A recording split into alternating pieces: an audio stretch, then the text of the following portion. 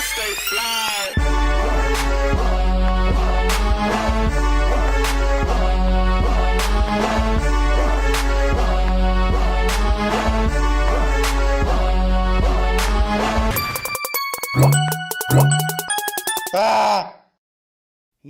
What's good? It is your favorite host, Adrian Nyce. Welcome to another episode of Mouthin Out. Please like, share, comment, and subscribe to the YouTube channel. We are trying to get to 2K, and we're about like 80 subscribers away, so not too far. Okay, so right now I am here with Krishi in the building. Thank you for joining me today. So, and we got connected through Kalisha. How did you meet Kalisha? So it's an interesting story. There was a DJ at my school. His name was Nick, and he's the host of KGGI radio channel. And I talked to him through telling him about my music and stuff, like what I have going on and everything. And he said, if you're trying to get stuff serious, you got to talk to Kalisha. And at that point, I was pretty serious about music. I was trying to get my career moving because I knew I was gonna do music. Like ever since I started, whenever I would be facing bad times, I would just be alone by myself, and I would have a notebook and a pen. That's it. I would write whatever went through my day, whatever I was going through, and that's all I had. And I felt like it was time to take it out there, take it to the next level. So I got in touch with Kalisha. We met, we had lunch, and we just got stuff moving. Hell yeah! For any of y'all's PR needs, anything like that, marketing, tapping with Kalisha, definitely a nice plug. Yeah. Thank you. Thank her for connecting us, and now you're here today. So how did you get into music? What was your first exposure to music? Was your household playing music? Was it your siblings, your cousins? What was your first exposure to music? My cousin Jay, I used to actually freestyle with him when I was younger, Damn. We used to just mess around with it. We weren't serious about it. We were just saying funny stuff, messing around with it. But the way my words were connected was, he said it's different, He said you should actually try going in it, I wasn't really serious about it. I used to mess around. I used to be like, nah, it's whatever, But then times went bad where I started writing in a diary. I started writing my day out, how I would feel and stuff. And I started rhyming that. I started making it into rhymes. And sooner or later I started playing beats on top of that, playing random beats on YouTube and stuff. And it would just connect, and I just felt like I should go on with this. So I just put my whole focus, consistency, and everything into it. And where are you from? Are you from LA California, or where are you from? I'm from California. What part? I grew up in Riverside, California, a place called Eastville in Riverside, but now I'm living in Rancho Cucamonga. Okay. And so you growing up, was there any other family members that were in the music industry per se, or doing anything like that, managing? They might have also been doing music, playing instruments, anything like that? I have actually cousins in India that are they're Punjabi singers though. Punjabi. It's a different culture. It's a different setup, but they have a couple singers in my family. Facts. Do they know that you do music? Yeah, I mean, I know it's different music, but definitely, yeah. Have they heard it? Yeah, they've heard it. So what do they think about the way you do music versus the way they do music? Okay, so in the hip hop culture and the Punjabi culture, there's a difference, different instruments, different way they represent their music, and in the hip hop culture, it's all different, Mm-hmm. So it's two different places, and they just think our music is just more, upbeat. You could say upbeat. You could say okay. That's what they think about it. So now, is there so they have Chinese rap? Is there Punjabi rap, or there is, or yeah, there's Punjabi rap, yeah. It's just different sounds, you said. Different sounding, but I'm gonna tell you, they're really focused on making it something like the hip hop industry, Damn. So they'll have hip hop 808s, and then they'll just have Punjabi vocals on top of that. Damn, that's fire. China and India are the top two countries in the world that consume YouTube. So definitely. If you're on YouTube, tap in with India, tap in with China. Goddamn. So with you having family members over there, how do you what is it like having two fan bases in two different areas? How do you manage that? How do you market towards both of them and keep them intact with your music and what you're doing? I I would say marketing is the key of all of this. If you don't have marketing, then you're just gonna sit there with your track and you're not gonna have anyone listening to it. Facts. That's the only thing. So I guess marketing is like something that was big in my life, and marketing it's a struggle to find the right person who will get your music out there. You know, I ran through a lot of people who I paid them and they just like ran off with like not even doing what they were supposed to do, and so it was a hard time like finding the right person to market all my work and all that. You know what I mean? Uh, what and so growing up, when you got into music, what was your first time getting into the studio? I'm gonna be honest with you. My first time I got into music when I was 14 years old. That's when I got serious about it. And first time in studio was probably at 16. 16. 16, I hit the studio. It was in LA. I came with a buddy of mine. He was pretty interested in music, but he's done now. He's quit. So at what point did you finally take that step back and just be like, okay, I need to stop just releasing music and now I need to market music or also, get this designer to design my covers? Like, at what point did you kind of like, okay, I'm gonna take this more serious? I'm gonna say in 2020. 2020. 2020. Oh, Actually during the started- pandemic? Yeah, during the pandemic. That's Okay. when I was indoors. I had my minds open. Hell yeah. I was working on a clothing brand at the same time. It's called Lost Apparel. It's on Instagram as well. And I was just working back and forward with music and the clothing apparel, you know. Mm-hmm. And around that time, I was just all in, putting my whole in it, because I had nothing else to do. Everything was closed outside. Facts. You couldn't go anywhere. You couldn't do anything. And that's just when I got serious about it even more. So let's talk about clothing a little bit. You said you're growing up, your family was in the clothing business, correct? Yeah. Like what were they doing with it? Just kind of elaborate on that a little bit. So we basically had a factory down in India, and we would have leather jackets, leather pants, all that stuff get shipped over here overseas, and we would have it sold here. Like we have warehouses and stuff, you know. So y'all would get it for the low. So yeah, definitely. We trapping the leather, goddamn. We trapping the goddamn. Hey, that's fire. Why is that just why leather or why clothes? Like, why is your family in that? Or, like, why did they choose to, or whatever the case may be? Because my grandpa was actually like it started like a Oh, couple wow. centuries back, you know. Damn. Like we've been doing So it's clothing for a tradition type minute. shit. Yeah, but I'm gonna be honest with you. Right now, my family, we've stepped out of clothing. We have other businesses going, and that's kind of like what we think is like more better for us, you know. Dang, We're is it like comfortable with that. less work? less or- work, more profit? Work That's smart, it. not hard. And so what led you to kind of? You said you were working on your clothing brand, right? Lost Apparel. Yeah. What kind of led you to start working on that? And is it out yet, or Yeah, definitely. What? Let's talk about that. It's been out for around 3 years now. It was a big project that I had in my 3 mind years, for a wow. couple years. You know, I was in high school. I had bad grades. I'm gonna be honest with you. I was in summer school, so like in the back of the summer school, I would be making designs on my laptop or sketching them out. You know, and it wasn't supposed to be that big. Like it was just supposed to be something that I left in summer school and walked away with. it. Yeah, But that's it how just- great ideas start. You just definitely.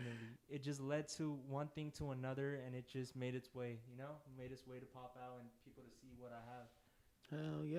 Yeah, All right, so we're gonna hop into my first segment. It's called "What the F is Going On." Okay, what the F is going on? All right, what is going on? What's going on with Young Dolph? Are you familiar with Young Dolph? He's a rapper. He just got basically killed in the industry. Are you?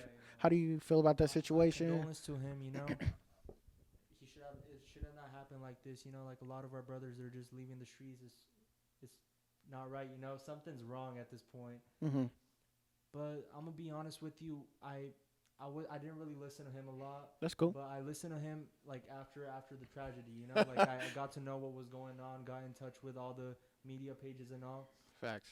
But I feel like he was a good artist. It should have not been the way it happened, you know. Okay, and so now what about the Astroworld situation? Are you familiar with Travis Scott? Yeah, definitely. And the whole scandal with his Astroworld and all that type of stuff? How do you feel about his situation?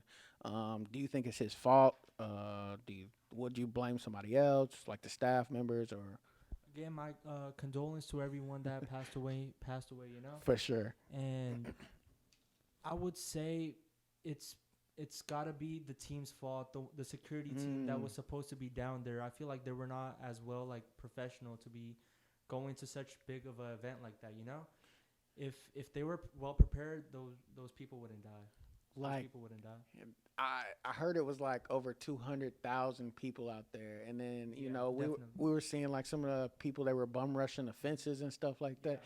How if you're security, like how do you how do you 200,000 people? How do you prepare? I don't know, prepare or manage that. Well, like I was watching a lot of videos, you know, I was trying to get in touch with what's going on, and I Hmm. saw a lot of people like jumping the fence, like they didn't even have tickets, you know. So they might have had like an amount of people that were supposed to be there, and like an over a crowd just Mm, came in, and that's not what they were prepared for, you know. yeah. They just kind of like rushed the whole situation at this point. So now, if you're Travis Scott, um, I don't think he knew all that was going Yeah, on, but definitely, you know, I definitely. saw a couple of videos. He had stopped maybe like once or twice Mhm. to tell him, "Yo, dude's over here fainting, whatever." So now, if you're Travis Scott, do you continue the show or like, or do you think he even like, I don't know, knew? I guess had people, you know, what do you do in Travis Scott's situation? I guess like he was blurred out, like he didn't know what was going on. If you see so many fans, like that much crowd, you just can't see what's going on. You That's know, a fact. it's really hard to see what's going on. Like if there's like around like 50,000 people just in front of you, and so I guess like I guess he did what he seemed was right because in the Hmm. paperwork it says he cannot stop the show Really? unless She they come out and like the person who has it organized, he comes out and and tells stops him, the show. "Dang, Yeah. So I guess he just did what he had to do. He was getting his money at the end of the day, facts, you know. facts."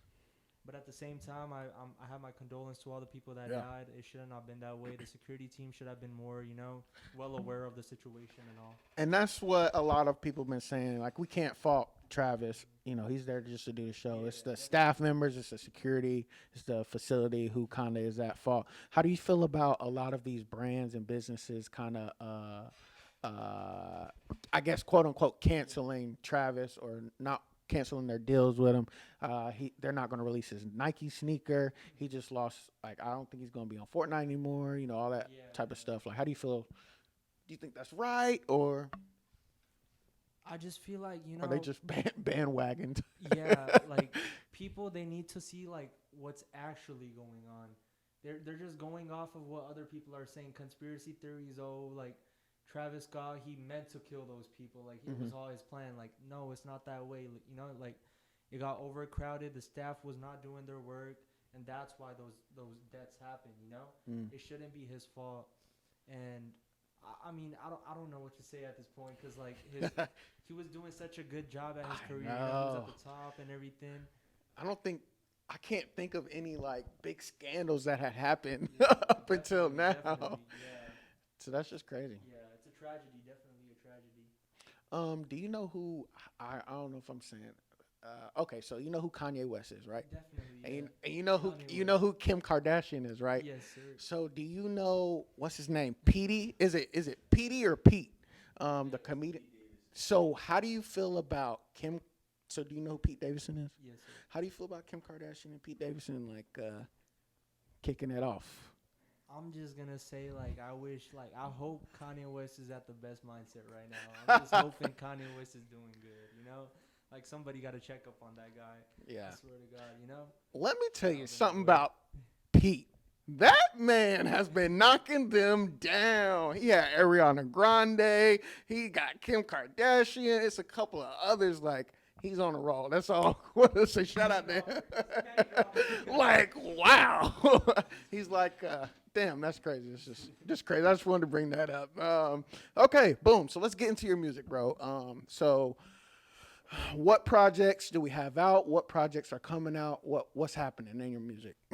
So I've released 4 songs from 2020 to 2021, and after that I kind of stopped. I Mm. was like, you know what? I'm gonna actually work on my work, make sure every key of it is good, and make sure I know like if the audience sees my work, they'll come back to it. So only 4 songs? Only 4 songs, yeah, That's actually not. I mean, yeah, so I like that you're doing that, definitely, but now in the new age we have yeah, rappers dropping every single week, or at a rapid pace. What? Yeah. Why do you? Why did you decide not to do so many songs in a year, or just only do four, et cetera, et cetera?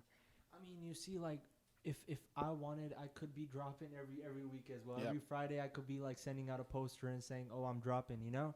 Hmm. But to be honest, right now, what I'm focusing on is like all my work being pure. You know, Hell yeah. no cap in my rap. Everything is gonna be pure. Like I just want to talk about myself. Hmm. I don't want to be out there capping about something else. Yeah. I would rather want them to know like who I am and why I'm doing what I'm doing. Hmm. You know, if I don't put that out there, then the audience will never know me as a person. Facts. And we were just talking about marketing. There is no way possible if you're dropping a song every single week that your audience can like fully digest that. You can get it out to Yeah. the masses and all that type of stuff. So I like, that you said you only Yeah. four. And so they were all singles.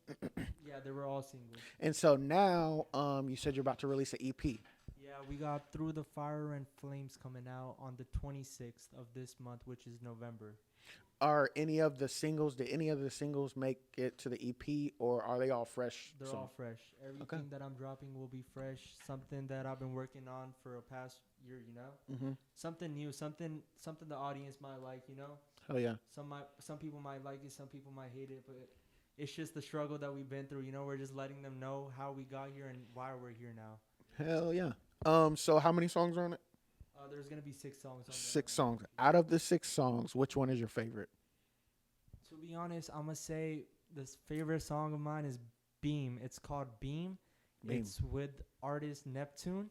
Okay. Neptune is in the house today. In the building. Neptune in the building. Uh, And, yeah. and so, is that, if you had to choose a song, is that the song that you would send people to? Like, say they're riding in their car, they only got time to listen to one song. Is we throwing on that song? That's the Beam. song that I'm sending. Y'all better get tapped in. So it drops Friday. Friday. This Friday on all streaming platforms. Yes, sir. On all streaming platforms. Y'all tap in, my boy. What's your social media so they know how to find the links and all that type of stuff? You could find me on Instagram at Krishi.otw, Snapchat Krishi123, TikTok KrishiOTW, And go ahead and spell your name too so they know how to find you. KRISHI.OTW. Okay. And so what are your goals for this EP? What are some goals that you're hoping happens from this? From this EP, I feel like the audience that like I already have and the audience that is gonna be coming to me soon knows me. Like from my music, I want them to like actually know my purpose. I'm not just here to be just like I'm not a rapper that just woke up one day and said like, oh, I'm gonna be rapping. Oh, I'm gonna today, be rapping. you know? Yeah. Like I've been trusting myself with this, and I've been keeping the patience to know like once this shit gets going, like I'll have it. You know. Hell yeah. If you could get a feature from any artist in the industry, who would you get a feature from? I'll be honest with you guys. Probably J. Cole. Hey, I you look know up to J. Cole. I'm from the Carolinas, bro. No, so that's that's home turf. But why J. Cole? J. Cole, I looked up to J. Cole growing up. You know, like the way he rhymes, the way he does everything, his storylines, they just hit different, you know? Hell yeah. His rhymes, you gotta know what he's talking about to listen to them, you know? Mm-hmm. It's not something that you just play on and be like, all right, it's a song, you know? It's actually something you gotta understand. J. Cole. All right. I fucks with you just because you Shout out said to J. that. Cole. Goddamn. Okay, so into that same question. So now, if you could go on tour with anybody, who are you going to go on tour with? So now that's different. We got to think about the crowd. We got to think about the energy. We got to think about the stage presence. Who are we going on tour with? I would say I would be bringing my own team. Okay. Yeah. So we headlining our own tour. I'll bring We, my own team. Yeah. we got our own team out there. Why do you say that as opposed to maybe, why do you say that? Because, like, if you see it, everybody has their openings. Like, Travis Scott, you see how he comes in. Astroworld, everything's going crazy. Facts. Drake comes in. Like, you all you see is, like, freaking everyone jumping, you know? Drake. You always got to bring something different to the crowd. Okay. They're always gonna compare you with other artists if you do the same thing. Mm-hmm. So I feel like if I bring my own team and we do something different out there, it's gonna be a different topic, different subject, and you just gotta learn it. So as we both know, there's millions and millions and millions of artists out there. What separates you from these artists out there trying to make it?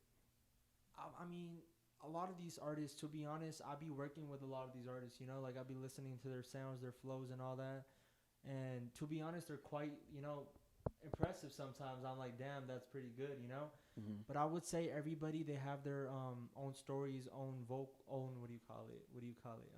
Sound. Sound. There we go. Everybody has their own sound. Everybody's different from another. And I would just say, like, nobody goes through the same struggle. Like, nobody feels the same feelings. Everybody has, like, something that's going on the same, but the feelings, they're different. And the way you express those feelings, like when you get to the pen and the notebook, that comes out different. Pen in the notebook, pen in the pad. Pen in the notebook, that's okay, it. Okay. If you had to describe your sound, how would you describe it? I would describe my sound as, I'll be, to be honest, for my music, I be falling in rap and R&B. So I'm a kind of a mixture, you know, like I like R&B, I like rap, and I try to put those together. Is it like melodic type sounding? Yeah. Got you. Melodic so we type, yeah. mixing it and okay. I fucks with it, man. Where do you want to take your music career? What's your ultimate goal for that? We gonna be on charts one day. That's what's up. Hey. That's what's gonna happen. We gonna be on charts one day. That's a big fact, man. Are you trying to get signed or are you trying to stay independent? I'm staying independent. I'm thinking about opening up my own label soon. Wow. Starting up my own label. Why the choice to stay independent as opposed to maybe seeking out a label deal? I got my crew with me. Okay. I don't want to leave my brothers. Okay. If I go somewhere, they're gonna be with me. So that's what I want. That's the type of deal we're looking for. So that's we, what I you know, in the room, executives, and they like, you know, we want you. You're gonna be like, okay, I'm coming, but they coming too. They coming too. Goddamn. Okay, that's what's up. Is there a particular label or artist that you would sign with? You know, if the deal was right, the numbers was right, everything was right. Is there like a particular one that stands out to you? I would say like Warner Brothers, or if Hell they yeah. came up to me, then definitely, you know, like we're gonna talk about something. I'm gonna try to have my brothers up there with me, you know, like tell them about my brother's work and tell them how they going, what they've been through, and everything, you know. All right. Let them know. WB, come on, Warner Bros. What's up? Waiting on the call. And drop your social media one more time. Krishi, KRISHI.OTW. There we go. So, okay, so we're releasing this EP. How long are we going to push this EP till we move on to something else? Is it all year? All 2022 or what? This EP is dropping. Then on my birthday in January 16th, we got another album coming. You're Capricorn. Capricorn. All right. I'm an Aquarius right vibes. after that. That's how I know. You said you got another album? Yeah, we're going to have 14 songs in those. Sheesh. So this is leading up to that. This is leading up to that. Okay. Making a pattern, you know? Yeah. See where we fall. Do we got a name for the album? Discreet. We'll let you guys know in December. Discreet. I like that. Okay. Dang. So definitely make sure y'all tap in. Any shows? You know, we're almost out the pandemic. You know, California's kind of OD. But any shows coming up or any performances, showcases, anything like that? Maybe December 22, we will be announcing like a show that we'll have in New York. Wow. So if you guys are out there, please touch in with us, you know? Hell yeah. We'll have something going out there. All right. Any last words before we get out of here? That'll be it. Just 26th of November, we're dropping Through the Fire and the Flames. Make sure to check it out. Hell yeah. Make sure y'all tap on my boy running streams up. Please like, share, comment, and subscribe my YouTube channel. We're trying to get to 2K. We're going to get there sooner or later. Y'all just stay tapped in. Drop your social media one more time, and then we're going to slide. Instagram, Krishi, KRISHI.OTW. All right. This is Adrian Nyce, mouthing out. Like I always say, F what you talking about, because over here we mouthing out. Peace. Ah.